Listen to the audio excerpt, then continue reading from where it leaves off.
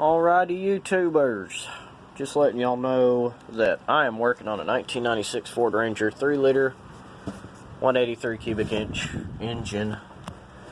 Found out, thought it was my coil pack. Nope, that wasn't the right answer. Let me get this bolt out real quick. Show you a quick thing if you're not getting spark or if you ain't having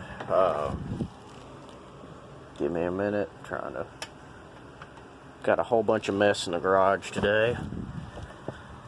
Alrighty, we're working on getting the Torx heads. I've got to take the lower intake. It's kind of really hard staying above the engine.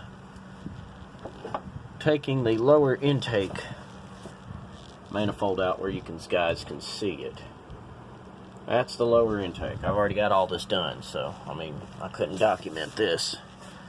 Getting this little sensor mechanism that is at the back of your intake on a 3-liter, maybe 4-liter, I'm not sure. 4-liter might have them in the different spots.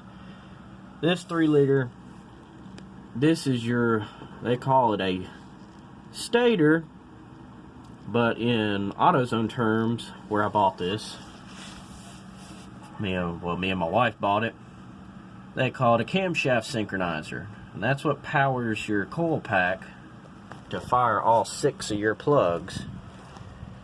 If you can see that, it's 1, 2, 3, 1, 2, 3, all 6 of your plugs, and this little sucker goes out. Me and my dad already got the top dead center on cylinder 1. We're just basically saying, you know, God bless me, that's all I can do. Being at top dead center and then this being timed. Because this is basically your electronic distributor. But instead of that, Ford changed everything. Me and Dad had to end up taking the lower intake off. And if you ever are getting into this stuff, remember, this back valve and rod, push rod assembly comes out. So that way you can just take this thing out. So, thought I'd leave you a very quick detailed of what I'm doing right now by taking that little camshaft synchronizer out and installing the new one. We'll catch you guys later.